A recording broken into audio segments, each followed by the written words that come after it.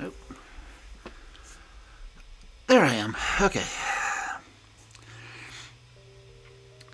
A Cascoon has just appeared in chat. That's cool. I'm really enjoying the FrostyTools.com bot. That's kind of cool.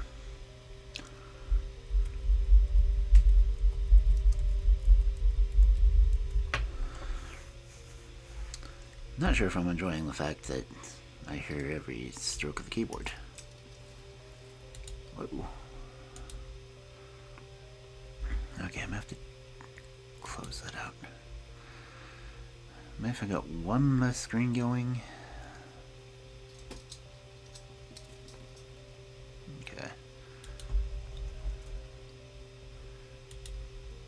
Just go ahead and set it to the 720. I don't think I'm ever going to be in higher than that. What was my start waiting music? That is out of a package I got on Humble Bundle. It was called Awakening. I've got the artist credited down below. He also did the music that's playing in the background right now.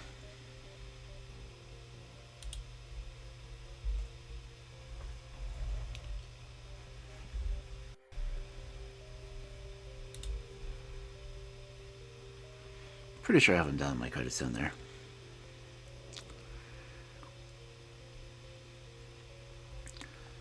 And just like the one I've got now is it's supposed to be a mysterious atmosphere. Oh, it's called Mysterious Moments. Let me turn that over.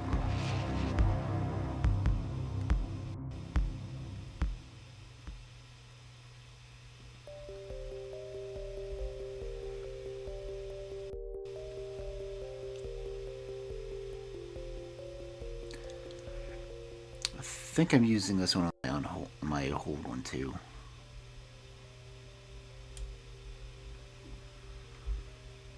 Let me see. What's my Be Right Back? Yeah, I'm using Mysterious Moments on my Be Right Back screen too. Because I haven't been able to find anything I would consider bookstore jazz.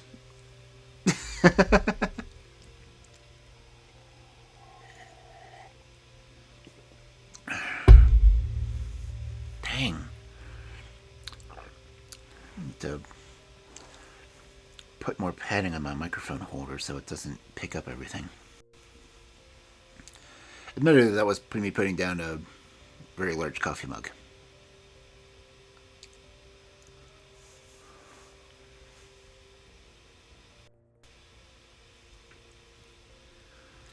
Yeah, I have a lot of credits. I don't even use some of the stuff that's on my credits anymore.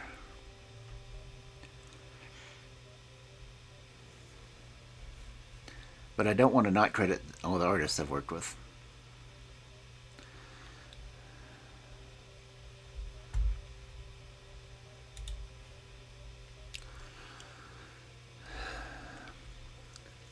Oh, I forgot to turn stuff on.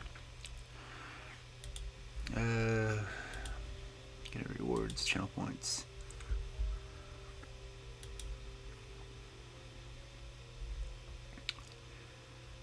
I forgot to turn my chibi stuff back on. Oh, I turned your switches off.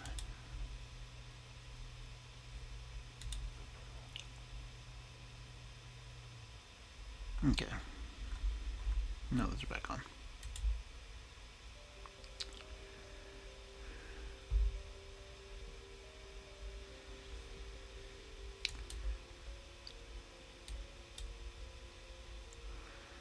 Why does my... Okay, there it goes.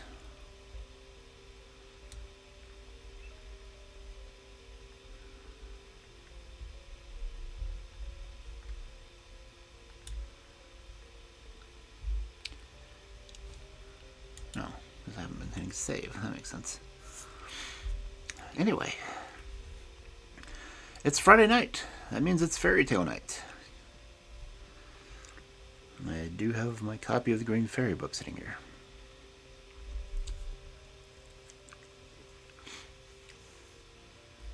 Yeah, he does do a lot of production music. I think I got a bundle package with a couple different theme packs.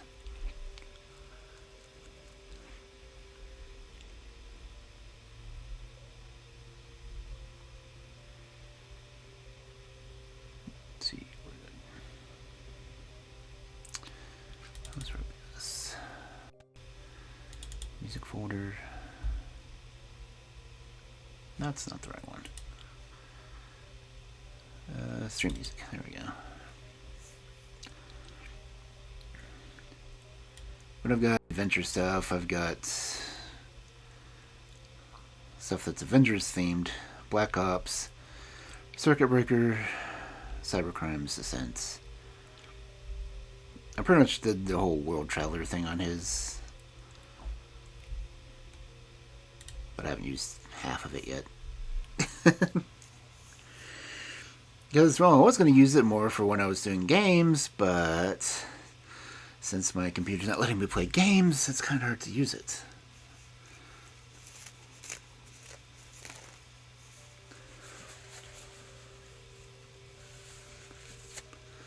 Yeah, production music is really good for writing. Because then you can get some kind of theme going behind everything while you're streaming. Right, yeah. In fact, I've got a couple of playlists on my Spotify there for writers. Why did my model freeze? It's just my stream that's frozen.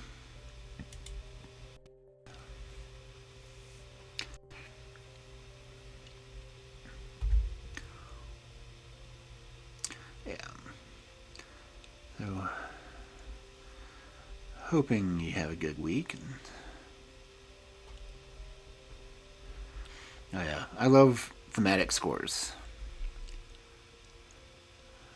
That's one of the things I always laugh about, the fact that people are going that, yeah, all the music of this movie sounds the same because it's theme based. It's supposed to sound like it's all part of the same theme.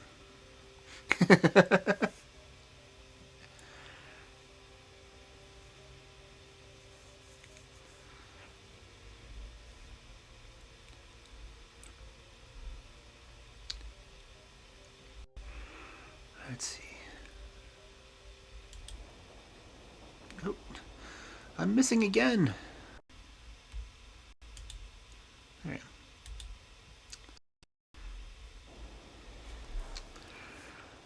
Okay, I'm awake. Where's my... Okay, chat's taking its while to load. Oh, yeah. I love it when composers can stick to a theme. And admittedly, John Williams is really good at it. Hans Zimmer's really good at it.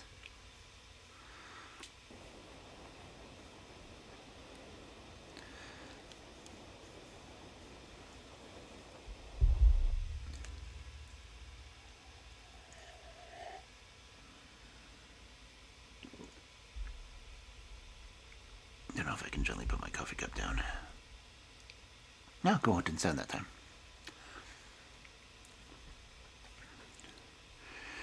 Yeah, finding good music is always a good thing. Finding good, just ambient sound effects is always a good thing to have. It's like on this one, I'm literally using a library sound effects setup. Did I not put it? Library sounds.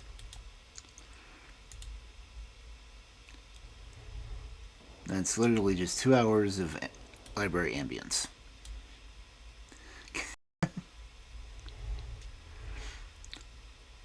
That's no problem. I mean, my streams are literally to put people to sleep. Especially the fairy tale night. So even if you doze off and you do everything, that's fine. I half expect people to fall asleep during my streams.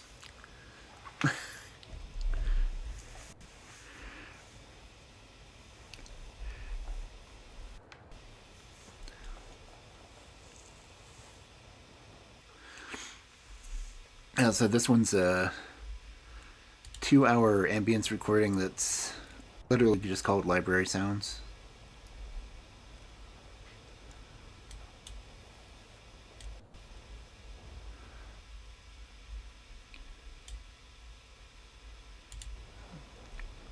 Let's see, do I even have it?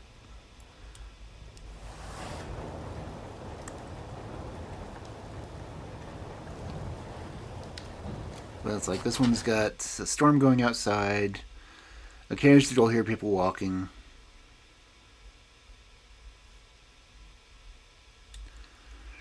As opposed to when I'm doing the Sherlock Holmes ones in the study, I have a literal fireplace playing.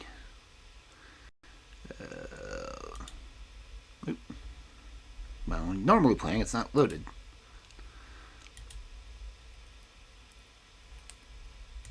Yeah, that fireplace. It actually made it part of the scene, but the audio's there.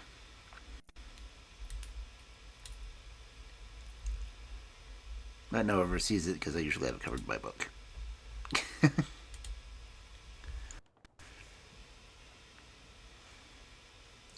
Well, when I do the Christmas story readings, or when I play them, I've got the fireplace going in the background the entire time. So when I just set the scene, I reset it for everything else. And probably one of, I don't know how many 2D VTubers that have 3D backgrounds that they built. Just like this one, I have everything in layers. But it's like this one's all flat. The study is actually 3D rendered. So.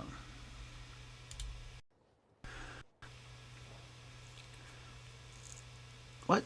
No, I don't want the Fugi reactive to pop up. Get off there.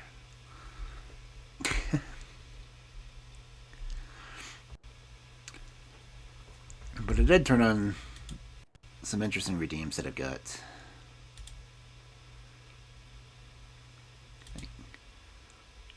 My ear scratches. There we go. Yep. Because it never looked like head pats to me. It looks like scritches. So.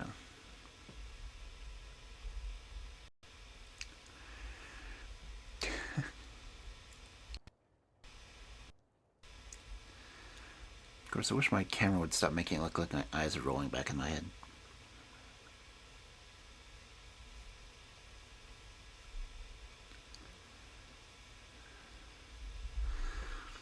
But let's see, it's already 9:10, so I really should get into the stories.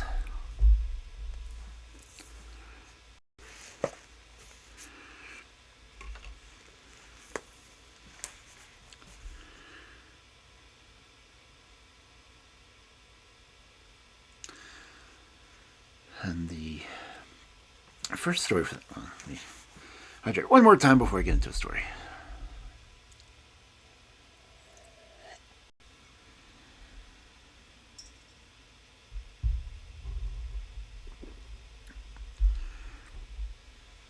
I'm gonna have to fix the mic stand.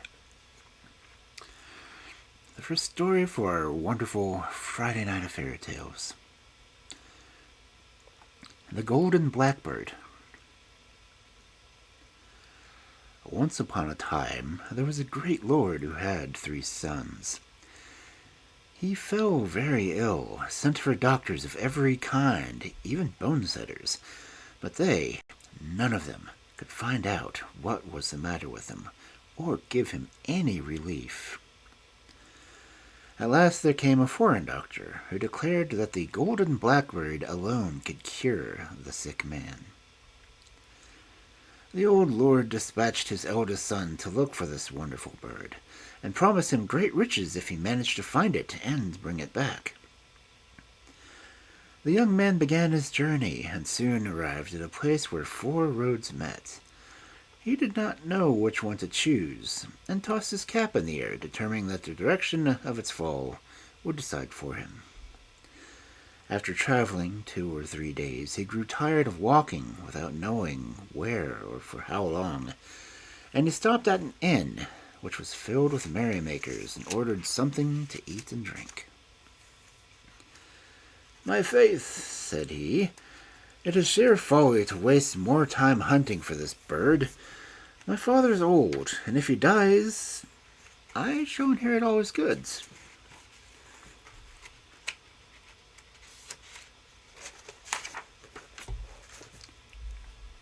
Really?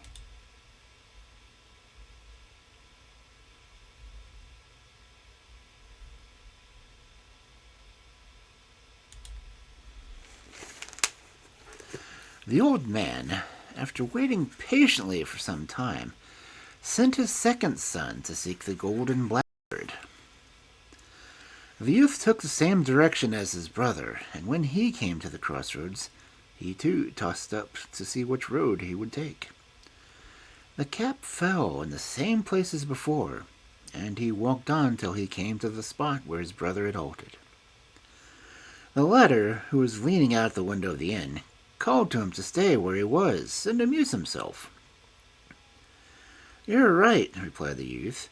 "Who knows if I should ever find the Golden Blackbird, even if I sought the whole world through for it. At the worst, if the old man dies, we should have his property." He entered the inn, and the two brothers made merry and feasted, till very soon their money was all spent. They even owed something to their landlord, who kept them as hostages until they could pay off their debts. The youngest son set forth in his turn, and he arrived at the place where his brothers were still prisoners. They called to stop him, and they did all they could to prevent his going further. "No," he replied, "my father trusted me, and I will go all over the world until I find the Golden Blackbird." "Ah," said his brothers, "you'll never succeed any better than we did. Let him die if he wants to, and we will divide the property." As he went his way, he met a little hare, who stopped to look at him, and asked, "Where are you going, little friend?" "I really don't quite know," answered he. My father's ill, and he cannot be cured unless I bring him back the Golden Blackbird. It is a long time since I set out, but no one can tell me where I can find it." "Ah," said the hare, "you have a long way to go yet. You will have to walk for at least 700 miles before you get to it." "How am I to travel such a distance?" "Mount my back," said the little hare, "and I will conduct you." The young man obeyed, and at each bound the little hare went 7 miles, and it was not long before they reached the castle that was as large and beautiful, as a castle can be. "The Golden Blackbird is in a little cabin nearby," said the little hare, "and you'll easily find it. It lives in a little cage, with another little cage beside it made of all gold. But whatever you do, be sure not to put it in the beautiful cage, or everybody in the castle will know that you have stolen it." The youth found the Golden Blackbird standing on a wooden perch, but as stiff and rigid as if he was dead. And beside the beautiful cage was a cage of gold. "Perhaps he would revive if I were to put him in the lovely cage," thought the youth. The moment that golden bird had touched the bars of the splendid cage, he awoke and began to whistle, so that all the servants in the castle ran to see what was the matter, saying that he was a thief and he must be put in prison. "No," he answered, "I'm not a thief. If I've taken the Golden Blackbird, it is only to cure my father, who is ill, but I've traveled more than 700 miles in order to find it." "Well," they replied, "we will let you go, but we'll give you the Golden Bird if you are able to bring us a porcelain maiden." The youth departed, and weeping, he met the little hare, who was munching on some wild thyme. "What are you crying for, my friend?" asked the hare. "It is because," he answered, "the castle people will not allow me to carry off the Golden Blackbird without giving them the porcelain maiden in exchange." "You've not followed my advice," said the little hare, "and you put the golden bird in the fine cage." "Alas, yes." "Don't despair. The porcelain maiden is a young girl, beautiful as Venus, who dwells 200 miles from here. Jump on my back and I'll take you there."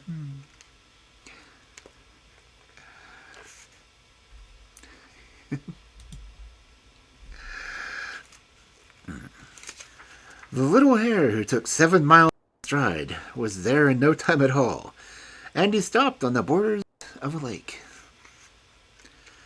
"The porcelain maiden," said the hare to the youth, "will come here to bathe with her friends, while I eat a mouthful of thyme to refresh me. When she is in the lake, be sure to hide her clothes, which are dazzling whiteness, and do not give them back to her unless she consents to follow you."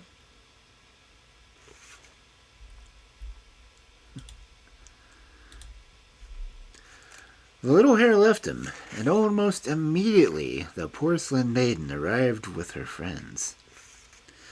She undressed herself and got into the water. Then the young man glided up noiselessly and laid hold of her clothes, which he hid under a rock at some distance. When the porcelain maiden was tired of playing in the water, she came out to dress herself, but though she hunted for her clothes high and low, she could not find them anywhere. Her friends helped her in the search, but seeing that at last it was of no use, they left her alone on the bank, weeping bitterly. "Why do you cry?" said the young man, approaching her. "Alas," she answered, "while I was bathing, someone stole my clothes, and my friends have abandoned me." "I will find your clothes if you will only come with me." And the porcelain maiden agreed to follow him, and after giving up her clothes, the young man brought a small horse for her, which went like the wind. The little hare brought them both back to see the Golden Blackbird, and when they drew near the castle where it lived, the said to the young man, "Now, be a bit sharper than you were before, and you will manage to carry off both the Golden Blackbird and the porcelain maiden. Take the golden cage in one hand, and leave the bird in the old cage where it is. And bring that away too." Then the little hare vanished. The youth did as he was bid, and the castle servants never noticed anything that he was carrying off with the golden bird. When he reached the inn where his brothers were detained, he delivered them payment of their debt. When they set out all together, but as the 2 elder brothers were jealous of the success of the youngest, they took the opportunity as they were passing by the shores of a lake to throw themselves upon him, seize the golden bird, and fling him into the water. Then they continued their journey, taking with them the porcelain maiden, in the firm belief that their brother was drowned. But happily he had snatched a falling of tuft rushes and called loudly for help. The little hare came running to him and said, "Take hold of my leg and pull yourself out of the water."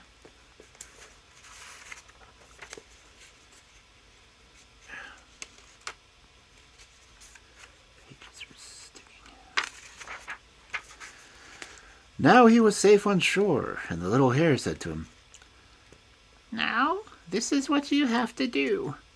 Dress yourself like a Breton seeking a place as a stable boy, and go and offer your services to your father. Once there, you will easily be able to make him understand the truth."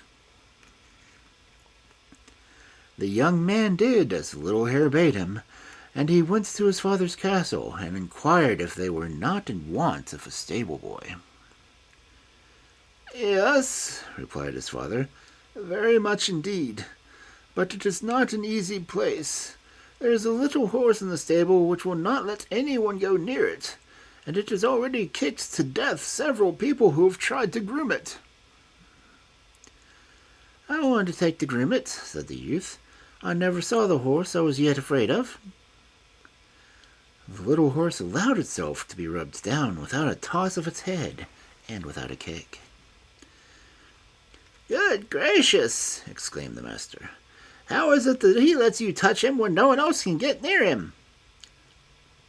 Perhaps he knows me, answered the stable boy. 2 or 3 days later, the master said to him, The porcelain maiden is here, but though she is lovely as the dawn, she is so wicked that she scratches anyone who approaches her.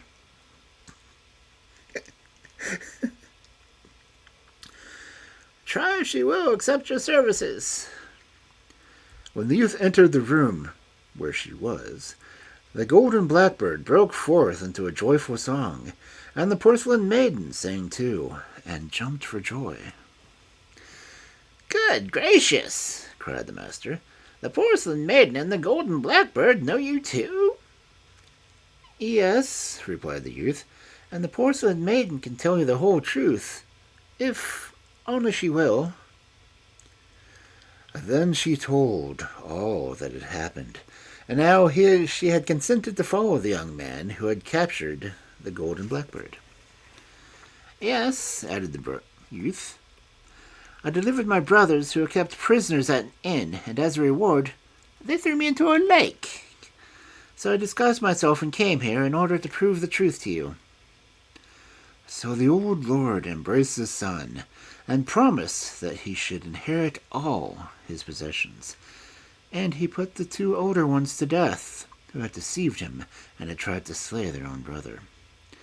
The young man married the porcelain maiden, and had a splendid wedding feast. Wow. But yeah, I guess if you needed a porcelain maiden, just go to the China land in Oz. They'd fall all over themselves. And welcome in, guilty. And I am hoping that I might be a good boy. After that fairy tale, I'm not sure.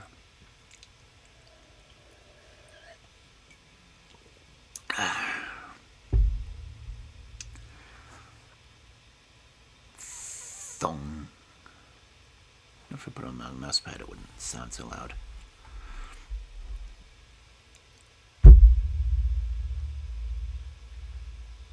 Actually sounded louder.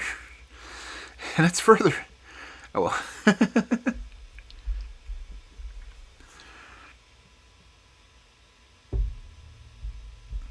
Okay, I wonder why Fosabot didn't shut you out. Hi, Matsu!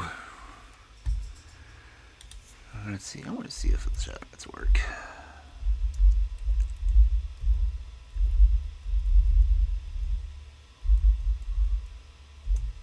Let's see, what weirdness will it post this time? Ah, there we go.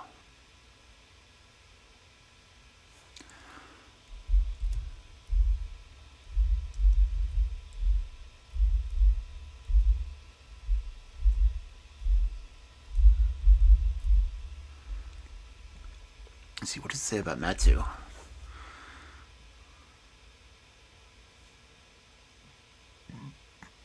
Oh, come on, Kel. You gotta do something good. Oh, there we go.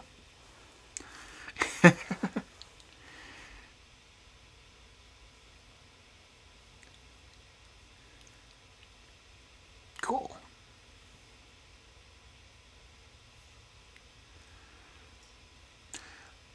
The bot that's doing that is Frosty Tools at frostytools.com.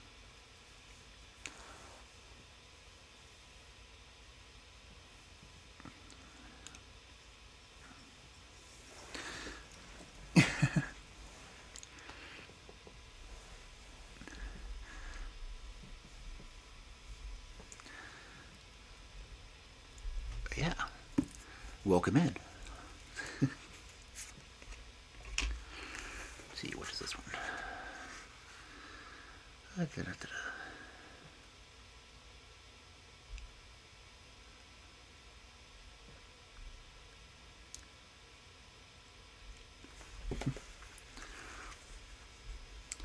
A Munchlax. I don't think I have a Munchlax.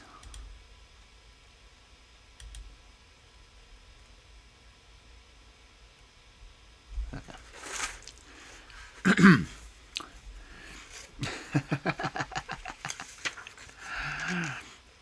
So, our second story for this Friday night of fairy tales. The Little Soldier. Once upon a time, there was a little soldier who had just come back from the war. He was a brave little fellow, but he had lost neither arms nor legs in battle. Still, the fighting was ended and the army disbanded, so he had to return to the village where he was born. Now, the soldier's name was really John, but for some reason or other, his friends always called him the Kinglet. Why? Well, no one ever knew. But it was. As he had no father or mother to welcome him home, he didn't hurry himself, but went quietly along, his knapsack on his back and his sword by his side, when suddenly one evening he was seized by a wish to light his pipe. He felt for his matchbox to strike a light, but to his great disgust he found that he had lost it. He had only gone about a stone's throw after making the discovery when he noticed a light shining through the trees.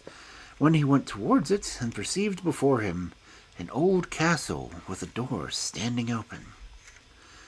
The little soldier entered the courtyard and, peeping through a window, saw a large fire blazing at the end of a low hall. He put his pipe in his pocket and knocked gently, politely, saying, "Would you give me a light?" But he got no answer. After waiting for a moment, John knocked again, this time a little more loudly, but still there was no reply. He raised the latch and entered. The hall was empty. The little soldier made straight for the fireplace, seized the tongs, and was stooping down low to look for a nice red-hot coal with which to light his pipe, when click! Something went. Like a spring giving way, and in the very midst of the flames, an enormous serpent reared itself up, close to his face. What was more strange still, the serpent had the head of a woman. Such an unexpected sight, many men would have turned away and run for their lives. But the little soldier, though he was kind of small, he had a true soldier's heart. He only made one step backwards, then grasped the hilt of a sword. "Don't unsheath it," said the serpent. "I've been waiting for you, as it is you who must deliver me."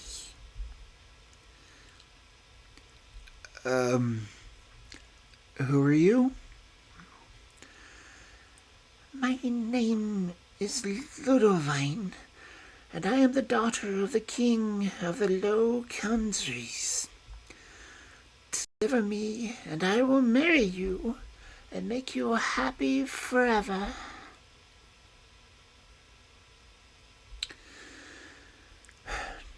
Now, some people might not have liked the notion of being made happy by a serpent with the head of a woman, but the kinglet had no such fears. Besides, he felt a fascination with Ludovine's eyes, which looked at him as a snake looks at a little bird. They were beautiful green eyes, not round like those like a cat, but long and almond-shaped, and they shone with a strange light. and the golden hair which floated around them seemed all the brighter for their luster. The face had the beauty of an angel, though the body was just that of a serpent. "What must I do?" asked the kinglet. "Open that door. You'll find yourself in a gallery with a room just at the end like this. Cross that, and you will see a closet, out of which you must take a tunic and bring it back to me." The little soldier boldly prepared to do as he was told. He crossed the gallery in safety, and when he reached the room, he saw by the light of the stars 8 hands on a level with his face, which threatened to strike him. And turn his eyes which way he would, he could discover no bodies belonging to them. He lowered his head and rushed forward amidst the storm of blows, which he returned with his fists. And when he got to the closet, he opened it, took down the tunic, and brought it back to the first room. "Here it is," he panted, rather out of breath. Click! Once more the flames parted. Ludovine was a woman, down to her waist. She took the tunic and put it on. It was a magnificent tunic of orange velvet, embroidered with pearls, but the pearls were not so white as her own neck. "That is not all," she said. "Go to the gallery, take the staircase which is on the left, and in the second room on the first story you will find another closet with my skirt. Bring this to me, please." The kinglet did as he was told, but in entering the room he saw, instead of merely hands, 8 arms, each holding an enormous stick. He instantly unsheathed his sword and cut his way through with such vigor that he hardly received a scratch. He brought back the skirt, which was made of silk, as blue as the skies of Spain. "Here it is," said John, and the serpent appeared. Now she was a woman, as far as her knees. "I only want my shoes and stockings now," said she. "Go and get them from the closet which is on the second story." The little soldier departed, and found himself in the presence of 8 goblins armed with hammers, and flames darting from their eyes. This time, he stopped short at the threshold. "My sword is of no use," he thought to himself. "These wretches will break it like glass, and if I can't think of anything else, I'm a dead man." At this moment, his eyes fell on the door, which was made of oak, thick and heavy. He wrenched it off its hinges and held it over his head, then went straight at the goblins, whom he crushed beneath it. After that, he took the shoes and stockings out of the closet and brought them to Ludovine, who, directly as she had put them on, became a woman all over.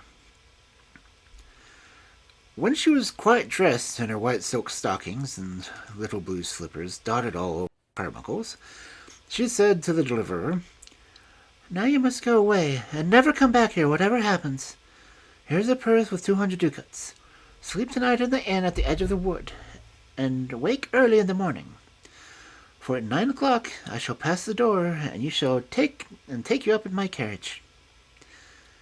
"Why shouldn't we go now?" asked the little soldier. "Because the time has not yet come," said the princess. "But first you may drink my health with this glass of wine." As she spoke, she filled a crystal goblet with a liquid that looked like melted gold. John drank, then lit his pipe, and went out. When he arrived at the inn, he ordered supper, But no sooner had he sat down to eat it than he felt that he was going sound asleep. I must be more tired than I thought, he said to himself, and after telling them to be sure to wake him next morning around 8 o'clock, he went to bed. All night long he slept like a dead man. Must be nice. At 8 o'clock they came to wake him, and at 1:30, and a quarter of an hour later, but it was of no use. At last they decided to leave him in peace. The clocks were striking 12 when John awoke. He sprang out of bed and, scarcely wanting to dress himself, hastened to ask if anyone had been to inquire for him. "Ah, yes. There was a lovely princess," replied the landlady, "in a couch of gold. She left you this bouquet and a message to say that she would pass this way tomorrow morning at 8 o'clock. The little soldier cursed his sleep and tried to console himself by looking at his bouquet, which was full of immortales. It's the flower of remembrance, thought he, forgetting that it was also a flower of the dead. Dead remembrance, yeah. When the night came, he slept with one eye open, clutching his pillow tight, and jumped up 20 times an hour. When the birds began to sing, he could lie still no longer, and climbed out of his window onto the branches of one of the great lime trees that stood before the door. There he sat, dreamily gazing at his bouquet, till he ended by going fast asleep. Once asleep, nothing was able to wake him, neither the brightness of the sun, nor the songs of the birds, nor the noise of Ludovic's golden coach, nor the cries of the landlady who sought him in every place she could think of. "Wake up! Where's that silly boy? Wake up!" As the clock struck 12, he woke, and his heart sank as he came down from the tree and saw them laying the table for dinner. "Did the princess come?" he asked. "Yes, indeed she did. She left this flower-covered scarf for you, and said she would pass by tomorrow at 7 o'clock. But it would be the last time."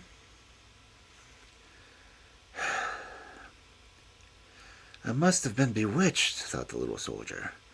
Then he took the scarf, which had a strange kind of scent, and he tied it around his left arm, thinking all the while that the best way to keep awake was to not go to bed at all.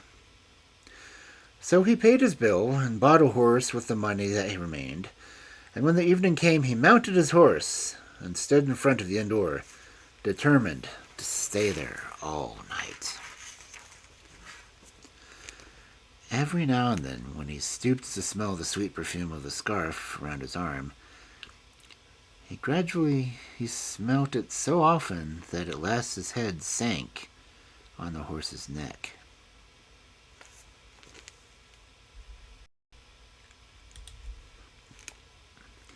And he and his horse snored in company.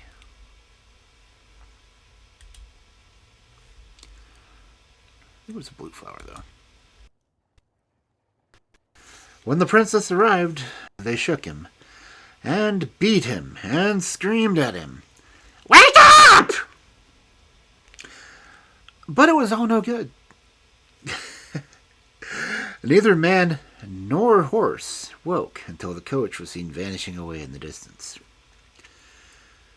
Then John put spurs to his horse, calling with all his might, "Stop! Stop!" But the coach drove on as before, and though the little soldier rode after it for a day and a night, he never got one step nearer. Thus they left many villages, towns, hovels behind them, till they came to the sea itself. There John thought that at last the coach must stop. But, wonder of wonders, it went straight on, and rolled over the water as easily as it had done over the land. John's horse, which had carried him so well, sank down from fatigue, and the little soldier sat sadly on the shore, watching the coach, which was fast disappearing on the horizon. However, he soon plucked up his spirits again and walked along the beach to try to find a boat in which he could sail after the princess. But no boat was there, and at last, tired and hungry, he sat down to rest on the steps of a fisherman's hut. In the hut was a young girl who was mending a net. She invited John to come in and set before him some wine and fried fish, and John ate and drank and felt comforted. And he told his adventures to the little fisher girl. But though she was very pretty, with skin as white as a gull's breast, for which her neighbors gave her the name of the seagull, he did not think about her at all, for he was dreaming of the green eyes of the princess. When he had finished his tale, she was filled with pity and said, "Last week, when I was fishing, my net suddenly grew very heavy, and when I drew it in, I found a great copper vase fastened with lead. I brought it home and placed it on the fire. When the lead had melted a little, I opened the vase with my knife and drew out a mantle of red cloth and a purse containing 50 crowns. That was this mantle covering my bed, and I've kept the money for my marriage portion. But take it and go to the nearest seaport, where you'll find a ship sailing for the Low Countries, and when you become king, you'll bring me back my 50 crowns." And the kinglet answered, "When I am the king of the Low Countries, I will make you a lady-in-waiting to the queen, for you are as good as beautiful. So farewell," he said, and as the seagull went back to her fishing, he rolled himself in the mantle and threw himself down on the heap of dried grass, thinking of the strange things that had befallen him, till suddenly he exclaimed, "Oh, how I wish to be in the capital of the Low Countries!"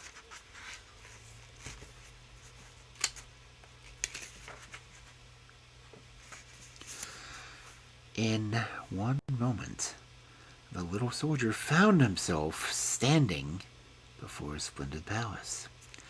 He rubbed his eyes and pinched himself, smacked himself a few times, and when he was quite sure he was not dreaming, he said to a man who was smoking his pipe before the door, "Excuse me, where am I?"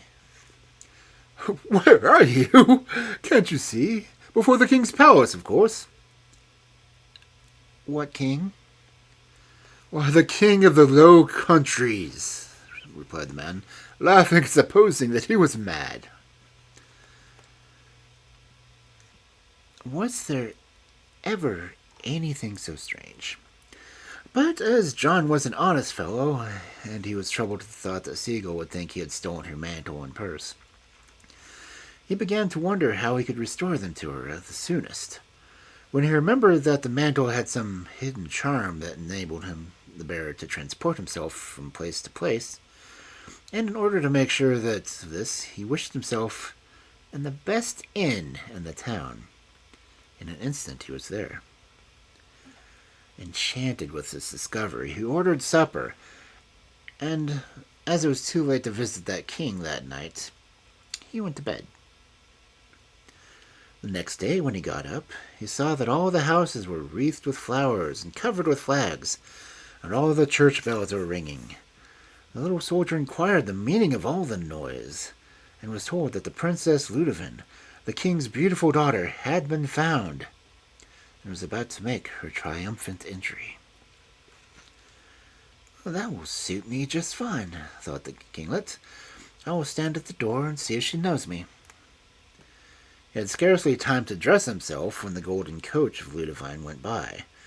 She had a crown of gold upon her head, and the king and queen sat by her side. By accident, Her eyes fell upon the little soldier, and she grew pale and turned away her head. Didn't she know me? The little soldier asked himself. Or was she still angry that because I missed our meetings? He followed the crowd till he got to the palace. When the royal party entered, he told the guards that it was he who had delivered the princess, and wished to speak to the king. But the more he talked, the more they believed him mad and refused to let him pass. This guy's a nutter. The little soldier was furious. He felt that he needed his pipe to calm him, and he entered a tavern and ordered a pint of beer. It's a miserable soldier's helmet, he said to himself. If I only had enough money to make myself look splendid as the lords of the court. But what good is thinking of that when I have only the remains of the seagull's 50 crowns? He took out his purse to see what was left, and he found that there were still 50 crowns. The seagull must have miscounted, he thought, and he paid for his beer. Then he counted his money again. There were still 50 crowns. He took away 5, counted a third time. There were still 50. He emptied the purse altogether, then shut it. When he opened it, 50 crowns were still there. Then a plan came into his head, and he determined to go at once to the court tailor and coach builder. He ordered the tailor to make him a mantle and vest of blue velvet embroidered with pearls, and the coach builder to make him a golden coach like the coach of Princess Ludovine. If the tailor and the coach builder were quick, he promised to pay them double. A few days later, the little soldier was driven through the city in his coach, drawn by 6 white horses, with 4 lackeys, richly dressed, standing behind. Inside sat John, clad in blue velvet, with a bouquet of immortalis in his hand, and a scarf bound around his arm. He drove round the city, throwing money to the left and to the right, and the third time, as he passed under the palace windows, he saw Ludovine lift a corner of the curtain and peek out.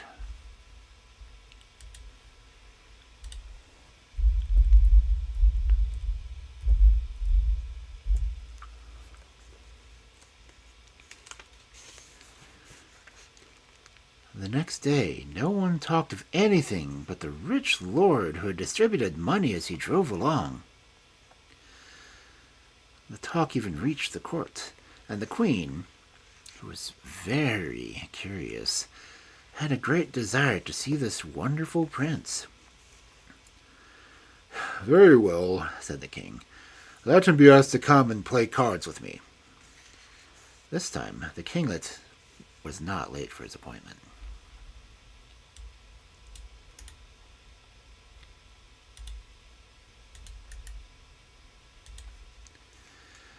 The king sent for the cards, and they sat down to play. They had 6 games, and John always lost. The stake was 50 crowns, and each time he emptied his purse, which was full the next instant. The 6th time the king exclaimed, "It is amazing!" The queen cried, "It is astonishing!" The princess cried, "It's bewildering." "Not so bewildering," replied the little soldier, "as your charge into a serpent." "Hush!" interrupted the king, who did not like the subject. "I only spoke of it," said John, "because you see in me the man who delivered the princess from the goblins and whom she promised to marry." "Is that true?" asked the king to the princess. "Quite true," answered Ludovine. "But I told my deliverer to be ready to go with me when I passed by with my coach. I passed 3 times, but he slept so soundly that no one could wake him." "What is your name, boy?" said the king. "And who are you?" "My name is John. I am a soldier, and my father is a boatman. You are not a fit husband for my daughter. Still, if you will give us your purse, you shall have her for your wife. My purse does not belong to me, and I cannot give it away. But you can lend it to me till our wedding day, said the princess with one of those glances the little soldier could never resist. And when will that be? At Easter, said the monarch. Or in a blue moon, murmured the princess. But the kinglet did not let on that he heard her, and let her take the purse. Next evening he presented himself at the palace to play piquet with the king and to make his court with the princess.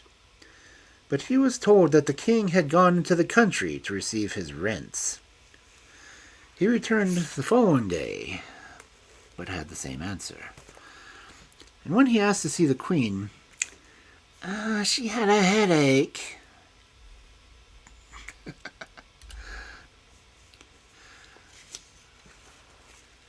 When this happened 5 or 6 times, he began to understand they were making fun of him. That is not the way for a king to behave, thought John. Old scoundrel. And then he remembered his red cloak. "Ah, what an idiot I am," he said. "Of course I can get in whenever I like, with the help of this." That evening he was in front of the palace, wrapped in his red cloak. On the first-story window, one light was open, and when John saw in the curtains the shadow of the princess, "I wish myself in the room of Princess Ludovine," said he, and in a second he was there. The king's daughter was sitting before a table, counting the money that she emptied from the inexhaustible purse. 850, 900, 950, 1,000, finished John. "Good evening, everybody." The princess jumped and gave a little cry. "You there! What business do you have to do? Leave at once, or I shall call—" "I have come," said the kinglet, "to remind you of your promise. The day after tomorrow is Easter Day, and it is high time to think of our marriage." Ludovine burst into a fit of laughter. "Oh, our marriage! You have really been foolish enough to believe that the daughter of a king of the Low Countries would ever marry the son of a boatman?" "Then give me back the purse," said John. "Never," said the princess, and put it calmly in her pocket. "As you like," said the little soldier. "He laughs best who laughs the last." And he took the princess in his arms. "I wish that we were at the ends of the earth." And in 1 second he was there, still clasping the princess tightly in his arms. "Oof," said John, laying her gently at the foot of a tree. "I never took such a long journey before. What do you say, madam?" The princess understood that it was no time for jesting and did not answer. Besides, she was still feeling giddy from her rapid flight, and had not yet collected all of her senses.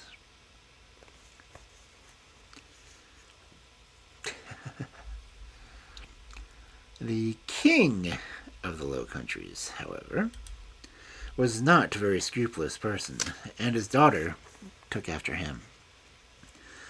This was why she had been changed into a serpent. It had been prophesied that she would be delivered by a little soldier, and that she must marry him, unless he failed to appear at the meeting place 3 times running. The cunning princess then laid her plans accordingly.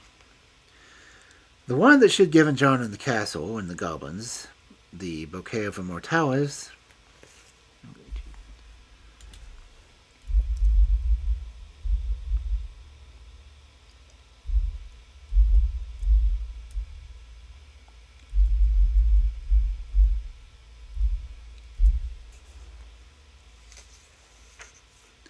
and the scarf all had the power of producing sleep like death. And, well, we know how they reacted on John.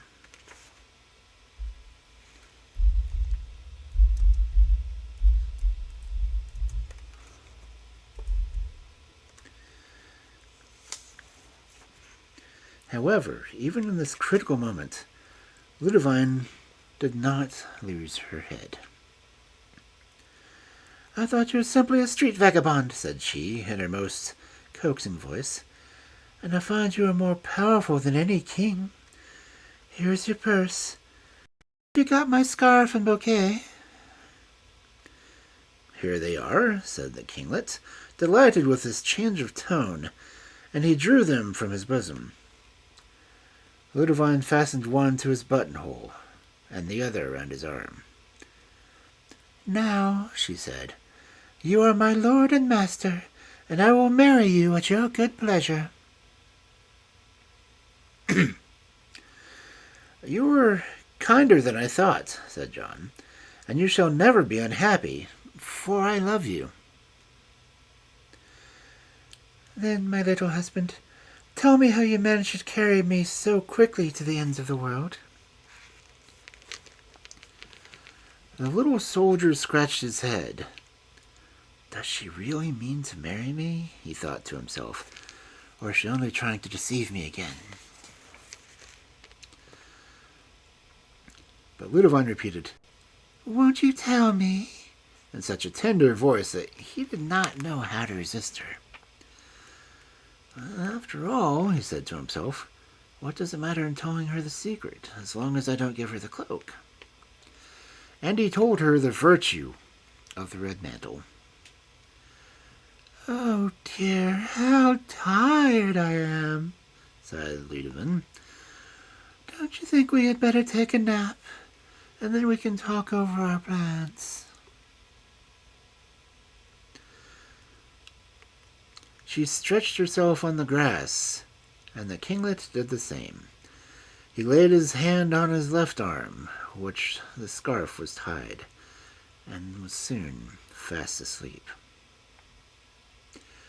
Ludovine was watching him out of one eye, and no sooner did she hear him snore than she unfastened the mantle, drew it gently from under him, wrapped it around her, and took the purse from his pocket, and put it in hers, and said, "I wish I was back in my own room." In another moment, she was there.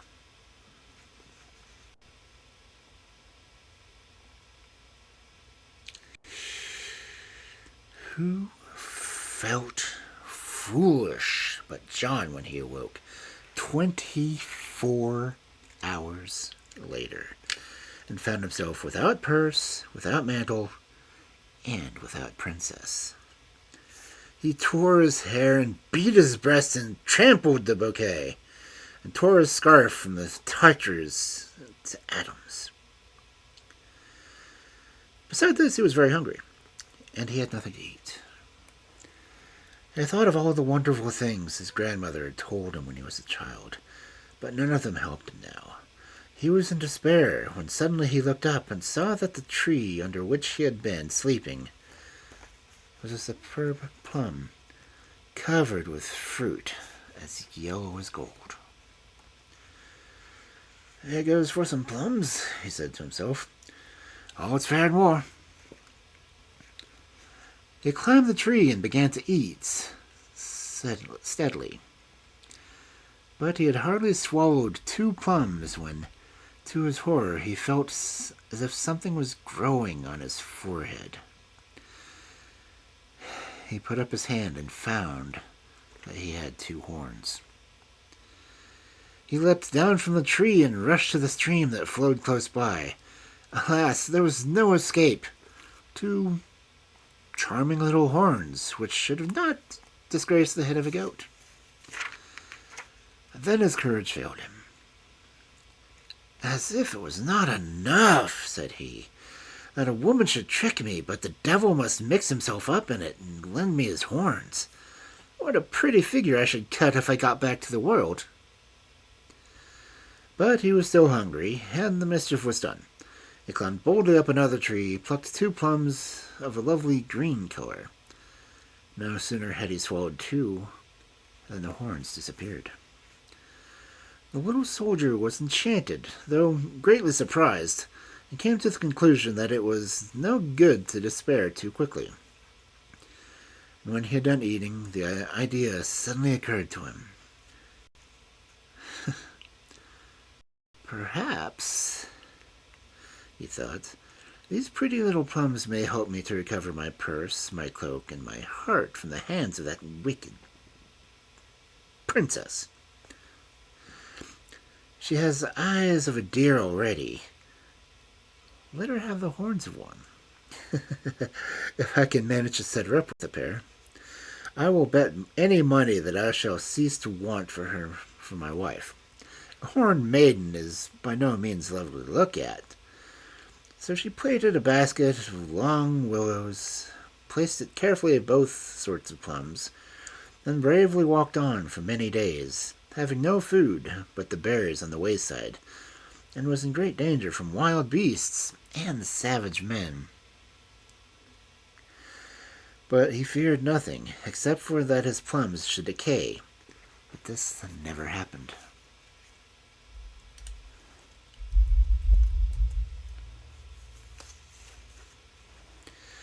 At last he came to a civilized country, and with the sale of some jewels that he had found about him on the evening of his flight, he took passage on board of a vessel to the Low Countries. So at the end of the year and a day, he arrived at the capital of the kingdom.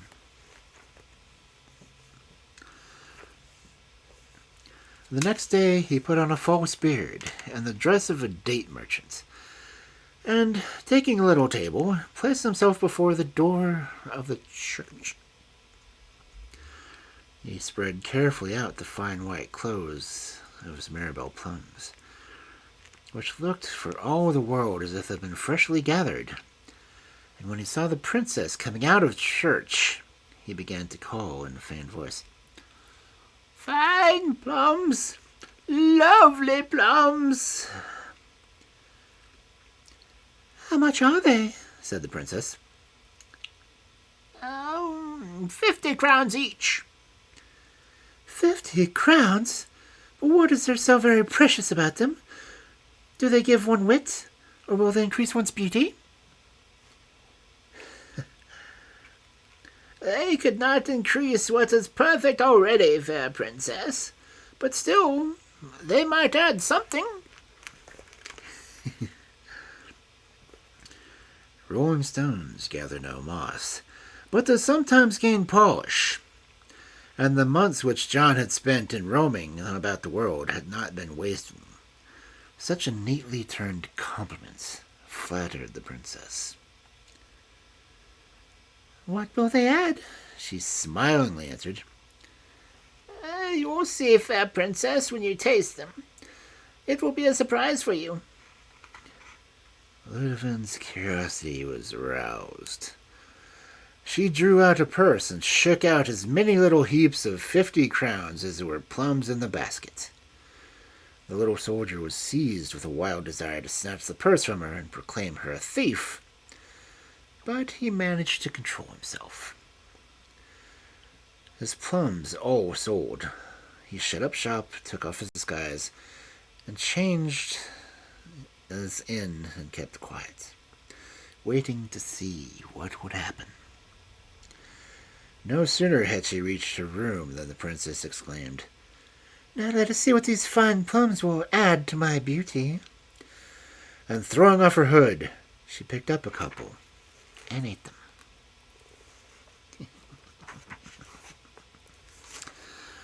Oh, imagine with what surprise and horror she felt all of a sudden that something was growing out of her forehead. She flew to her mirror and uttered a piercing cry. "Horns! So was that what he promised me?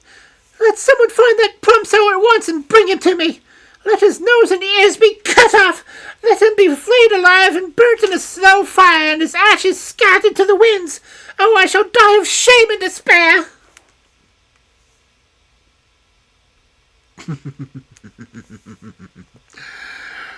Her women ran at the sound of her screams and tried to wrench off the horns. But it was of no use, and they only gave her a violent headache. The king sent round a herald to proclaim that he would give the hand of the princess to anyone who could rid her of her strange ornaments. So all the doctors and sorcerers and surgeons in the Low Countries and in the neighboring kingdoms thronged to the palace, each with a remedy of his own, but it was all no good. And the princess suffered so much from the remedies that the king was obliged to send out a second proclamation that anyone who undertook to cure the princess, and who failed to do it, should be hanged up to the nearest tree. But the prize was too great for any proclamation to put a stop to the efforts of the crowd of suitors, and that a year of orchards of the Low Countries all bore harvests of dead men. The king had given orders that they should seek high and low for the plum seller, but in spite of all their pains, he was nowhere to be found. When the little soldier discovered that their patience was worn out, he pressed the juice of the green queen glad plums into a small vial, bought the doctor's robe, put on a wig and spectacles, and presented himself before the king of the Low Countries.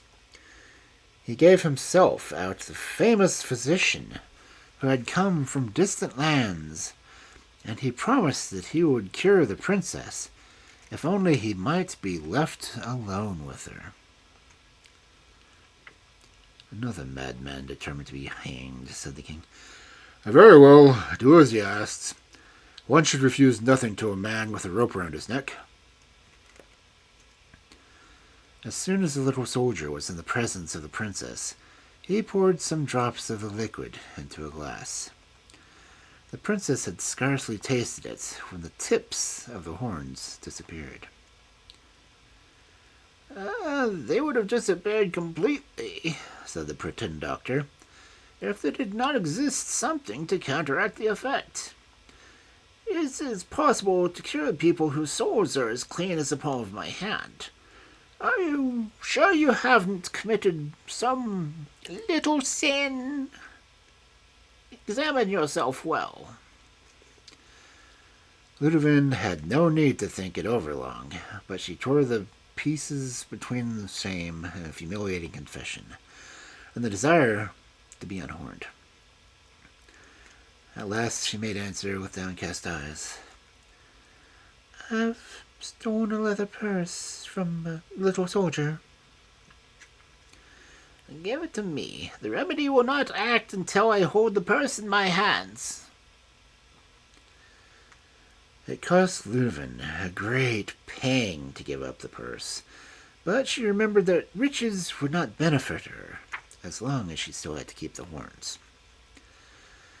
With a sigh, she handed the purse to the doctor, who poured more than liquid in the glass, and when the princess had drunk it, she found that the horns had diminished by 1/2. You must really have another little sin on your conscience. Did you steal nothing from the soldier but this purse? I also kind of stole his cloak. Give it to me. Here it is. This time Ludovine thought herself that once the horns had departed, she could call her attendants and take the things from the doctor by force.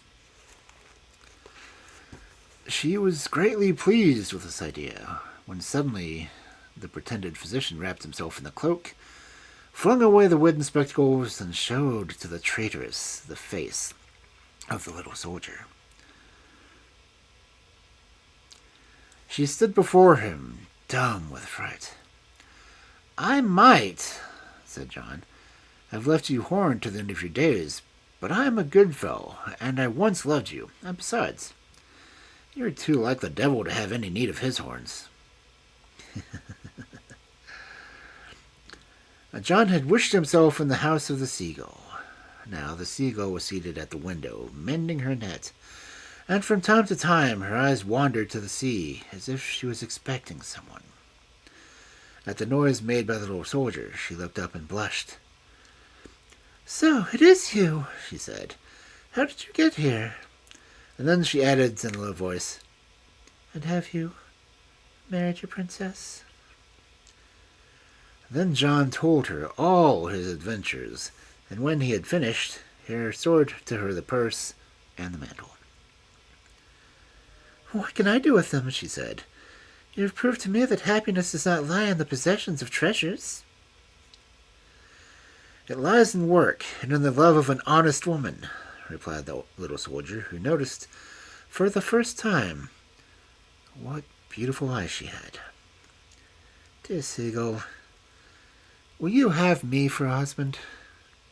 And he held out his hand. "Yes, I will," answered the fisher maiden, blushing very red. "But only on the condition that we seal up the purse and the mantle in the copper vessel and throw them into the sea." And this they did.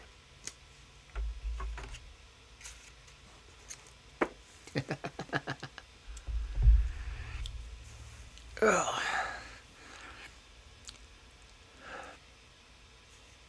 Honestly, both of those would be nice to have. Though I'm not one to wear red cloaks. That's for, other people. I'm more of a dark blue kind of guy. Though I can't say that a red cloak does look good on people.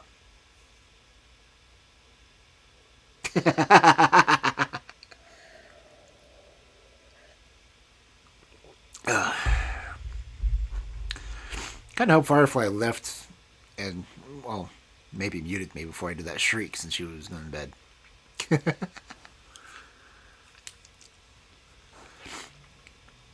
I like telling fairy stories more than the regular ones because I can be a little bit more centric when I do fairy tales.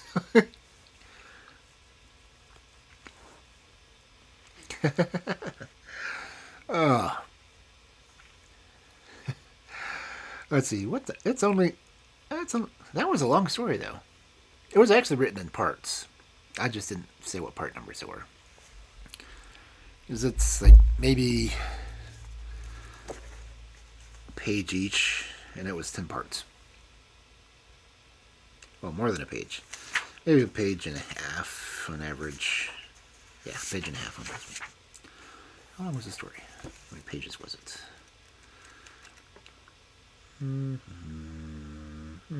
Little Soldier. It was 21 pages. Why do I have this bookmark in here? Oh. Did I have? I marked for a reason.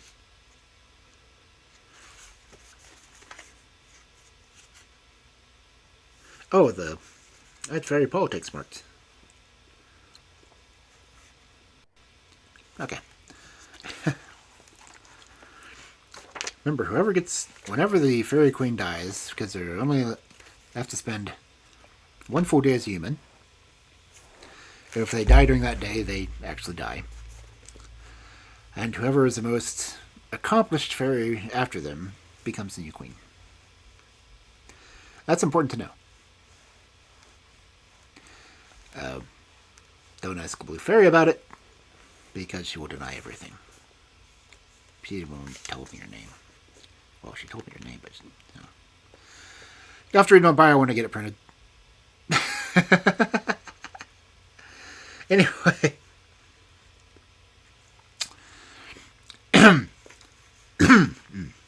Hydrate again.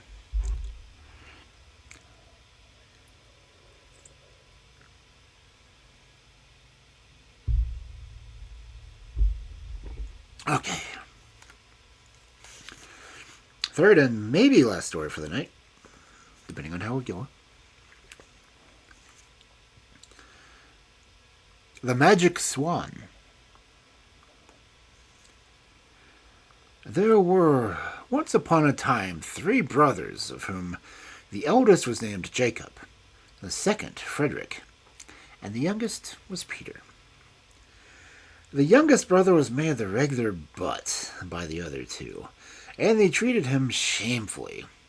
If anything went wrong in their affairs, Peter had to bear the blame and put things right for them. And he had to endure all of this ill treatment because he was weak and delicate and couldn't defend himself against his stronger bully brothers. The poor creature had a most trying life in every way, and night and day he pondered how he could make it better. One day, when he was in the wood gathering sticks and crying bitterly, an old woman came up to him and asked him what was the matter, and he told her all of his troubles. "Come, my good youth," said the old dame when he was finished with the tale of woe. "Isn't the world wide enough? Why don't you set out and try your fortune somewhere else?" Peter took her words to heart and left his father's house early one morning to try his fortune in the wide world, as the old woman had advised him to. But he felt bitterly parting from his home when he had been born, and where he had at least passed a short but happy childhood. And sitting down on a hill, he gazed once more fondly of his native place. Suddenly the old woman stood before him, and, tapping him on the shoulder, "So far, so good, my boy. But what do you mean to do now?" Peter was at a loss of what to answer, for so far he had always thought that fortune would drop into his mouth like a ripe cherry. The old woman, who guessed his thoughts, laughed kindly and said, "I tell you what you must do, for I have taken a fancy to you, and I'm sure you won't forget me when you've made your fortune."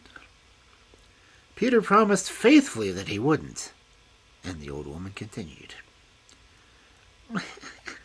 "This evening at sunset, go to yonder pear tree which you see growing at the crossroads.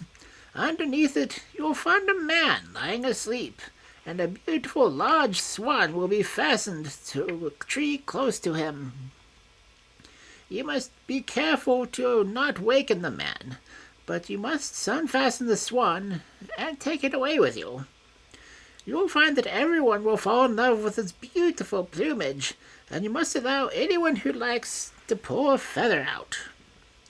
But as soon as the swan feels so much as a finger on it, it will scream out, and then you must say, 'Swan, hold fast.'"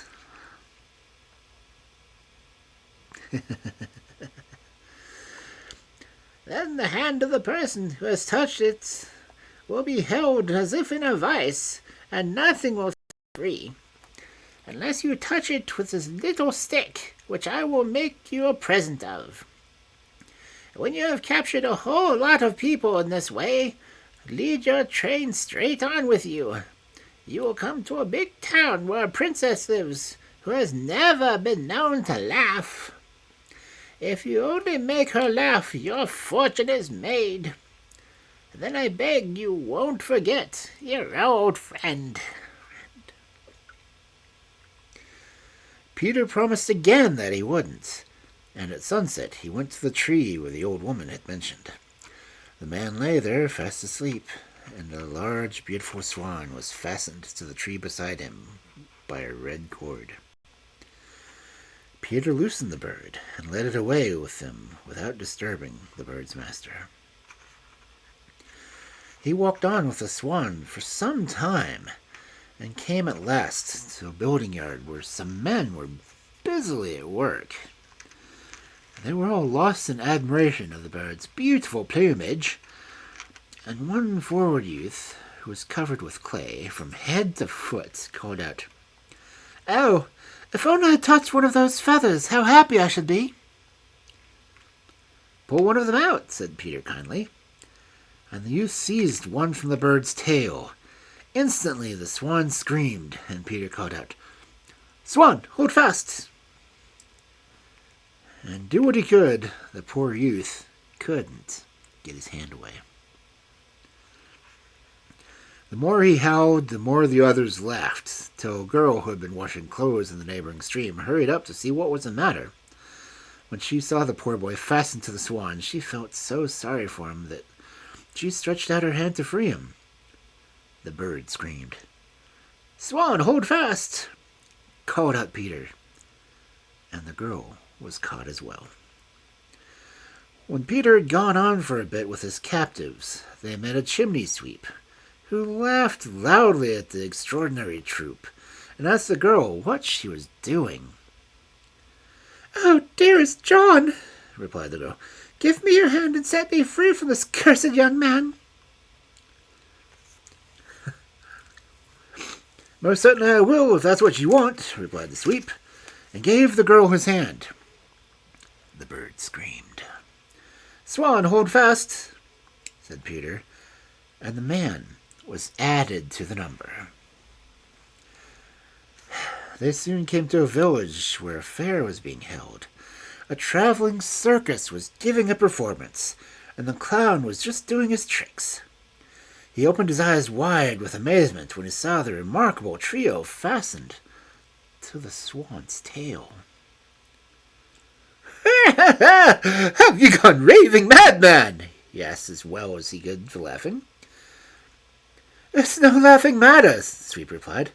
"This wrench has got so tight on hold of me that I've been glued to her.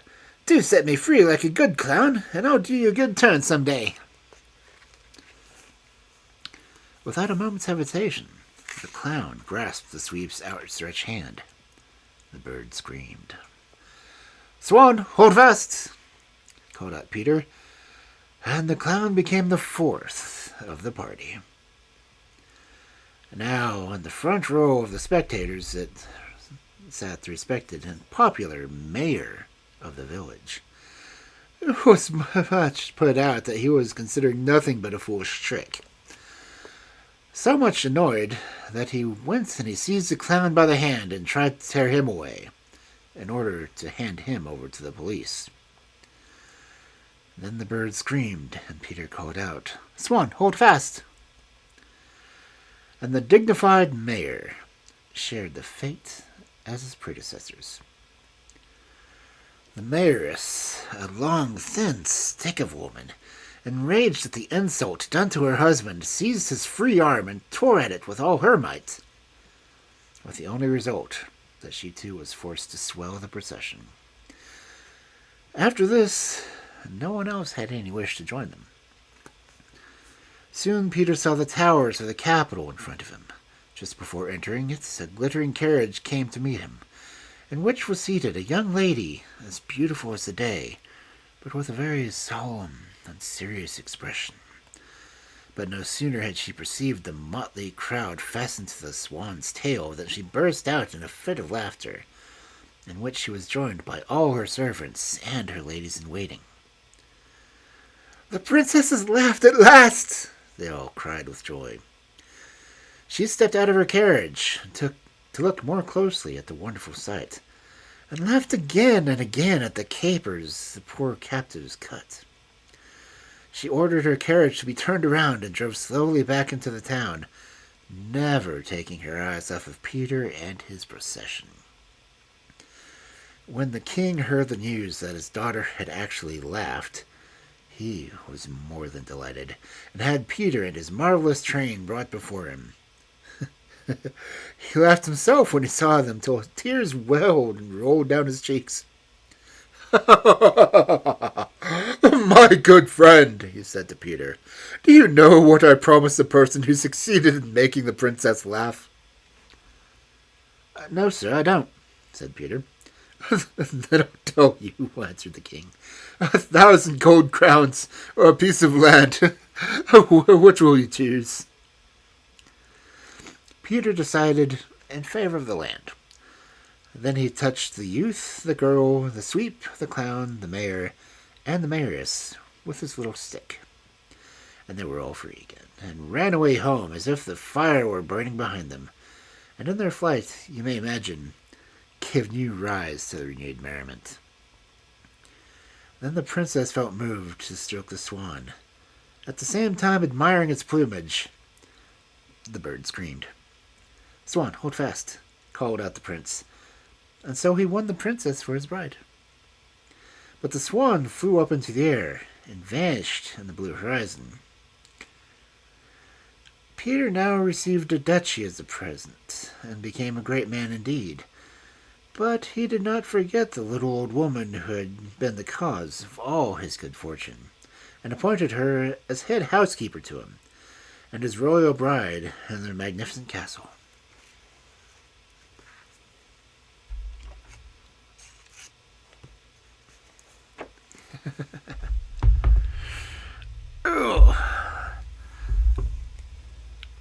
Now, I know we've heard at least one variation of that one before.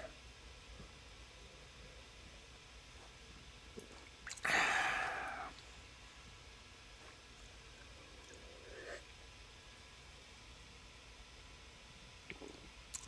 swear, the less I have in my drink, the harder I set it down.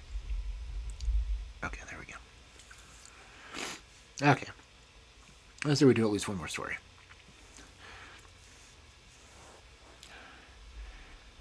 Let's see, can I get a one more? Pretty sure it's one of my sound alerts. Where is it?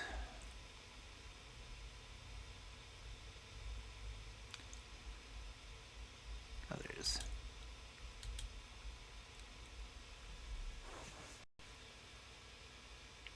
I need a better sound. Anyway.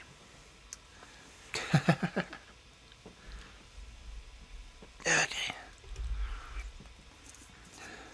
Let's see. How long is this one before I get started in it?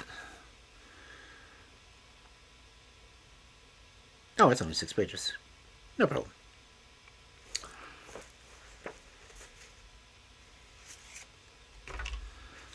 Looking at other people's streams, I'm hearing them. So I'm hearing someone laughing.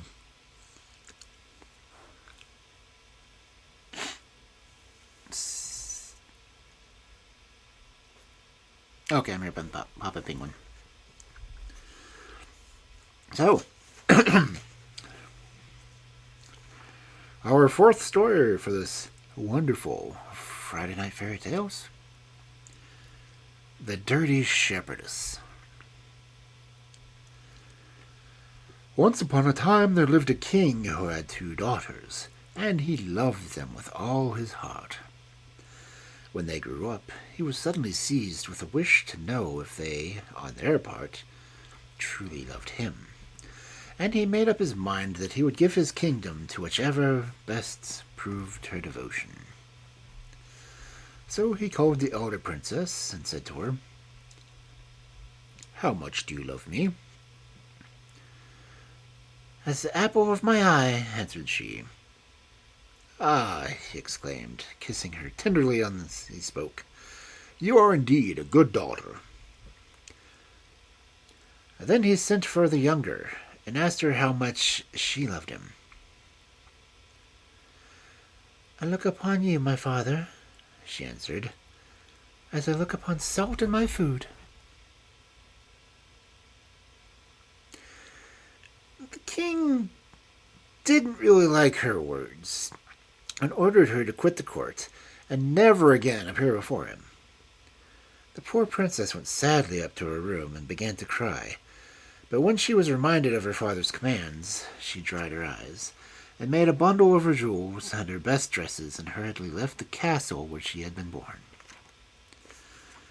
She walked straight along the road in front of her, without knowing very well where she was going or what was to become of her, for she had never been shown how to work, and all she had learnt consisted of a few household rules, the receipts of dishes which her mother had taught her long ago.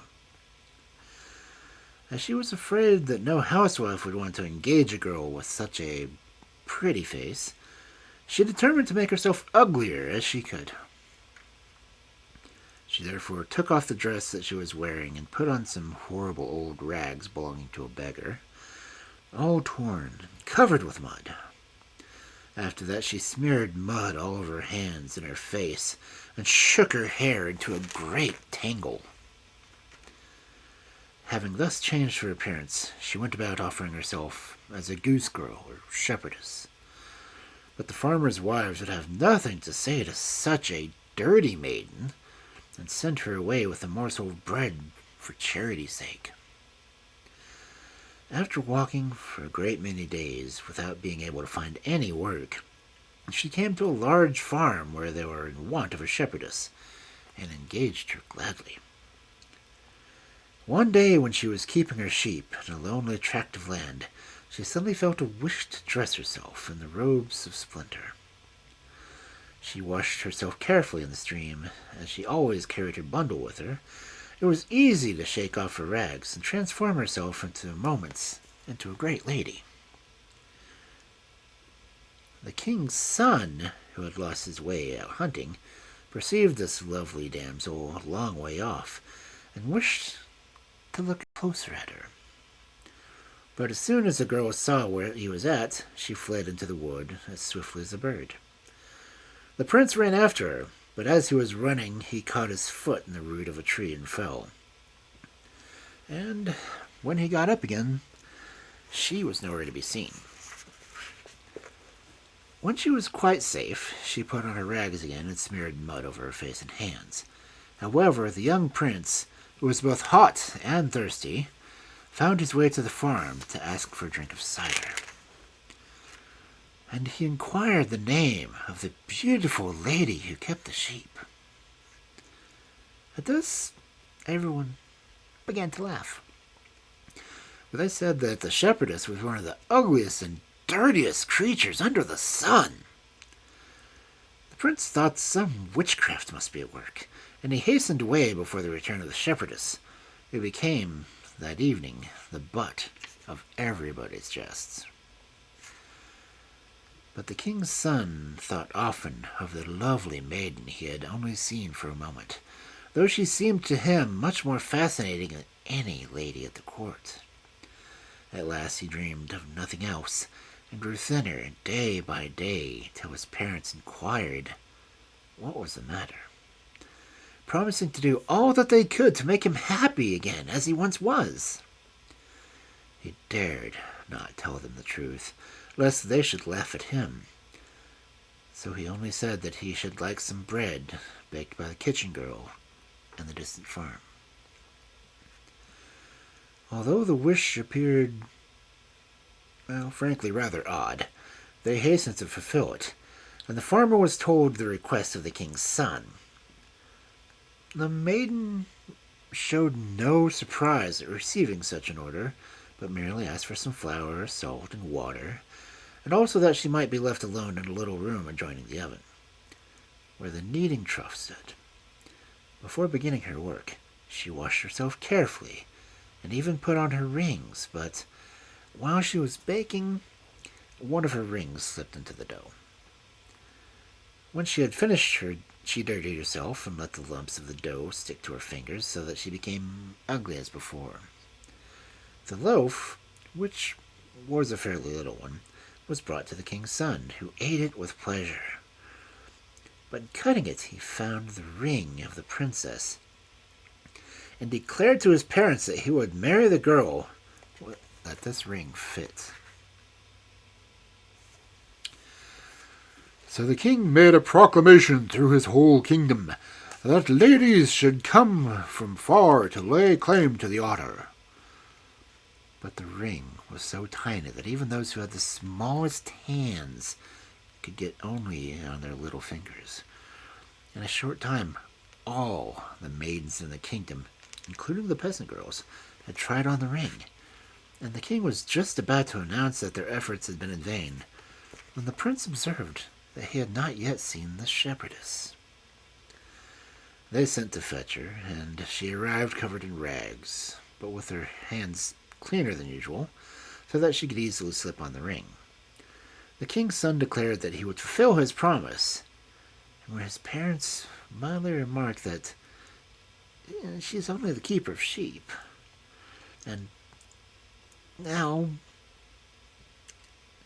a very ugly one, the maiden boldly said that she was born a princess, and that if they would only give her some water and leave her alone in the room for a few minutes, She would show them what she could look like as well as anyone else in fine clothes.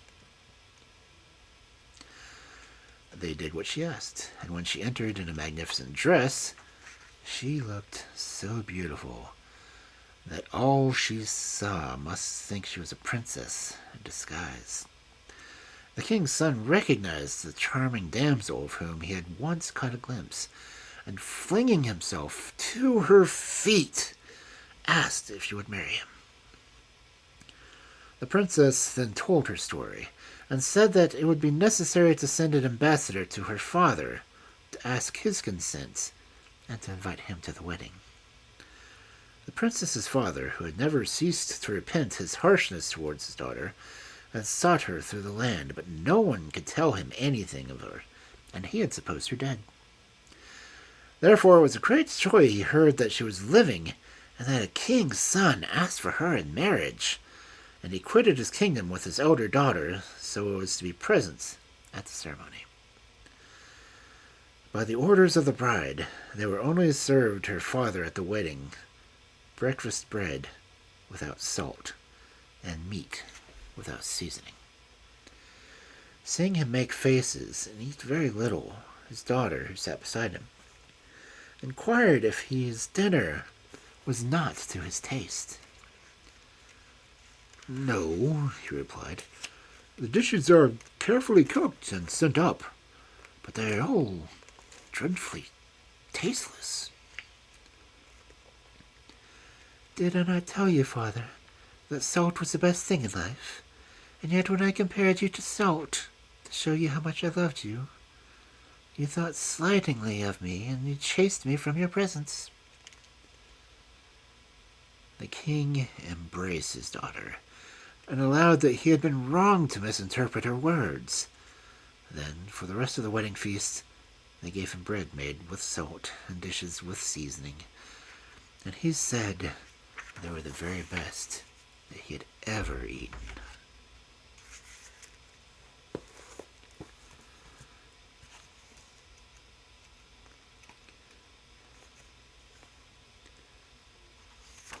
Admittedly, it does sound like kind of an insult to say, "You are the salt in my meat."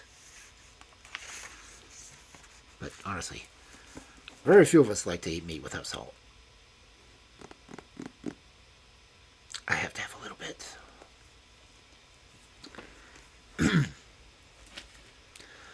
But anyway, the next story is a little bit longer, so I don't think I'd be able to get it in time. So, a needle pulling thread? Okay. Let us who might be on that we can raid. Let's see. Dusk is on. You know what? I want to raid Papa Penguin. So, he's playing Dead by Daylight.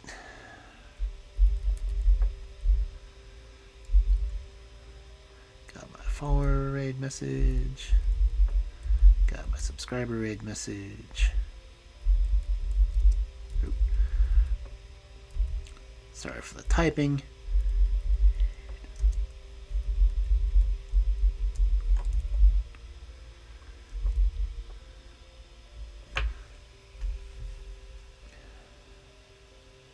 Okay. Oh, I almost spelled it wrong anyway. Okay, there we go. So yeah.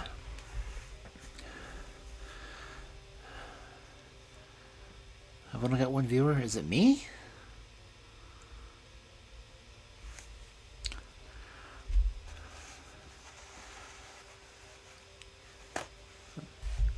Is anyone here by now? Or is everyone falling asleep?